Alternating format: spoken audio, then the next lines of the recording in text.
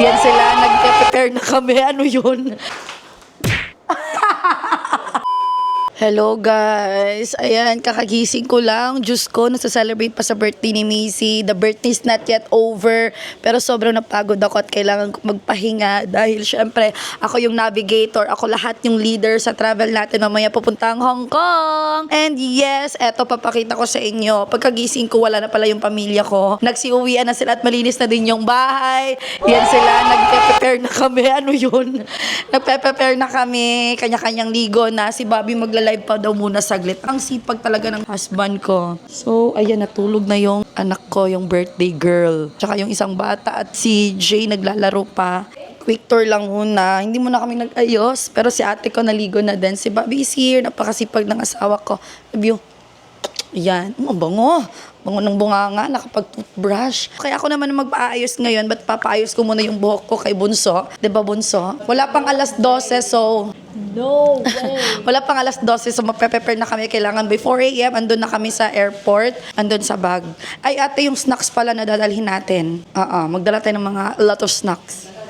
And pwede pala magdala ng tumbler as long as empty bottle. Okay, so... I'll update you later. Okay, yes.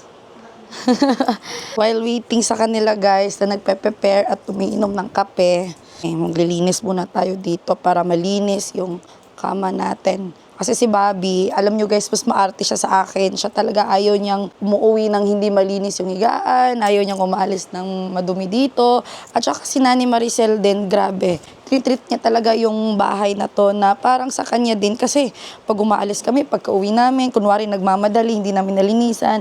Pagkabalik namin, nalinisan na yan, naka-change na yung bed sheets and so on. Ganun kami kaswerte sa nani namin. Kaya talagang pinavalue namin yung pagtatrabaho niya sa amin. At syempre, nalagaan mo lang ng tama yung mga trabahante mo. Okay, so yan na yung best effort ko sa ating... Ayan, si Bobby naglalagay talaga yan siya ng kumot kasi pawisan tao kasi yan siya eh. So ayaw niya yung amoy ng pawis niya dumidikit directly sa bedsheet kasi baka everyday mag-change ng bedsheet. Eh nag-change kami ng mga 1 week, 3 days, ganun. Tsaka eto yung kay Macy, ayan, binili ko sa TikTok shop. Ayan, napaka-cute. At saka may lagayin pa yun ng water here. At saka meron din siyang lock dito. Ito naman sa akin. At yung binili namin sa Thailand, ito kay Bobby. Kasi meron siya sa kanya. Magandang brand daw yan. Hindi ko alam. Hindi kasi ako mahilig sa mga brand, luxurious brand, and so on. Yan, ipapaayos niya pa kasi yung hawakan sa both side. At saka yung sa may dito talaga is sira na. At saka nag-inquire kami dito pa lang. I'll show you. Eto pa lang dito na area, dito 3.5 na. Tapos yung dito sa gilid, 3.5. Wala ako dito. Meron kasi sa kanya 3.5, another 3.5. Tapos dito, iba pa. Basta 3.5 dito. Tapos 3.5 sa gilid. Meron pa kasi siya sa gilid eh. Meron pa kasi siya sa gilid eh, pero hindi ko nakita baka dito sa kabila. Ayan, another 3.5. So, yung amount na yon sa hawakan pa lang sa gilid at saka sa taas, 7K na. Bibili na lang siguro natin ng bago. Yung bago na ganyan na brand, nasa 15 eh. 15K. Tsaka yan, nag-aayos na din si Bobby. At saka ito yung outfit namin later ni Macy. So ngayon, ewan ko kung nagkakape na ba sila dito. Nakiram na din ako ng power bank kasi kukulangin yung binili ko na power bank. Kumusta kayo?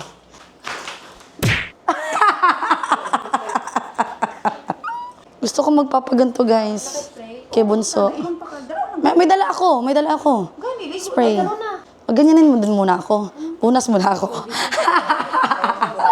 So nakikita nyo, nakapaligo na si ate ko. At naninibago siya maligo ng gabi daw. So ngayon ako ay magtututbrush na lang muna.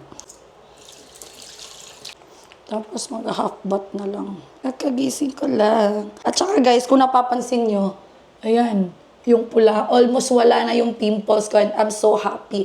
Dahil lang yan sa ating Glutamilk Soap with Oatmeal at saka Clarifying Foam Wash na eto ay naghihingalo na. Ayan, almost wala na. Pero yan, magagamit pa yan. Gagamitin ko yan ngayon para totally wala talagang pimples natin. Toothbrush! Toothbrush na lang muna ako. Para, papaayos ko kay Bunso yung buhok ko. So, ngayon, ayusin ko muna or lilinisan ko muna yung buhok ko sa kilay dahil masyadong hindi na siya pantay or malinis tignan. So, ako na lang ang gagawa.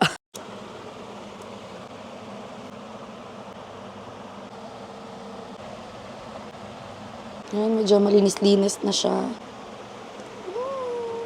Ang init siguro dahil naka-black ako or uulan or what. So guys, kakatapos ko lang magpunas, half bath lang muna kasi bago pa yung hair natin. At gumamit na ako ng Glutamilk soap with oatmeal. Pero hindi ko lang napakita sa inyo yung paghilamos ko. Kasi paubos na siya, wala nang natira at natapon ko na yung lagayan. So eto na lang. But I will make sure na makikita nyo, maghihilamos ako using the clarifying foam wash para totally mag-disappear na itong ano natin dito. Actually, hindi na siya visible pag hahawakan mo. Pag titingnan mo lang makikita, pero hindi na siya yung same dati nung bago pa. So ngayon, kaya ipapakita ko sa inyo na nakatowel ako. Syempre, bakit hindi nakatowel? Kasi mahirap ako, wala akong mapagkakabitan ng mic natin. So ngayon, dito lang muna yung ano natin dahil bago pa yung lashes natin. Dapat on flick pa rin yan siya kapag pupunta na tayo ng Hong Kong. Ganito lang ang paggamit nito. Ayan, pump mo lang yan. And as what I have said earlier, kahit ganyan yan ng kaliit, madami ka pang mapag... Ayan. Yun. Yan, masarap sa feeling. Tapos hindi na ako masyadong nagbababad talaga. Hilamos na kagad yan. Pagmamadali na kasi ako dahil bunso ay matutulog na. Baka hindi na niya matali yung buhok ko. Para pagkatanggal mamaya, kulot-kulot na girl. Since wala tayong dalang pangkulot dahil hand carry lang tayo at the same time kahit may dala akong pangkulot, hindi rin naman ako marunong magkulot. Magiging useless lang siya. And nakita niyo ba yung issue na nangyari sa Naiya? Yung mga bagahe na naiwan, Diyos ko. Saka guys, sinabing ganitong araw lang magsistay. Itong araw lang talaga yung dala nila, no extra. So yung mga bagahe nila is less than 7 kilo, the hand carry standard weight. Except the Scoot, kasi si Scoot, ang cabin luggage niya is 10 kg. Sa pack kami, standard niya is 7. Usually kay ate at saka sa anak niya, nakasa 5 kg, sa kanilang dalawa na. So dapat sa kanilang dua, 14. So nakasave na ng 9 kg. Ay bunso naman at sa jowa niya, nasa 5 lang din. Sila na dalawa, in which dapat 14 kilograms. O, diba? Sa akin na sobra. Sobra pero hindi aabot ng 8 kilograms. Safe pa naman basta hindi lalagpas ng 8 or hindi darating ng 9 or 10. So, safe pa naman sa akin. But I don't need to worry kasi kahit na wag pa sa akin, yung mga kasama ko below. Below lang talaga. Tapos sa isang bagahe, dalawa na ang may-ari. So, as in, pwede pa kaming mamili ng pasalubong ng bonggang-bongga para magamit yung bagaheng yun. Kaya no need para sa amin mag-check-in or bumili ng another timbang for that. Okay? Ang problema lang namin is yung mga dapat dadali na sana ay may pasok sa check-in pero hindi naman kailangan na. Kasi lahat ng kailangan namin, kami pa ba, is nasa hand carry na pasok na. So, na yun, mag-ibihis muna ako ng pantulog lang muna dahil para refreshing lang sa sa katawan. At dahil naiinitan din ako kasi, iwan ko ba kung bakit nakaitim ako kanina. Yun yung kasi yung sunuot ko kanina, nag-church kami. Since every Sunday nag-church kami. Pero, ngayon, nag-Saturday kasi birthday ni Mace at the same time, flight namin is Sunday so hindi kami makakasimba. Tayo kung maka-absent as much as possible. So, ngayon magbibihis na muna ako and then, magpapais na tayo ng buhok kay Bunso.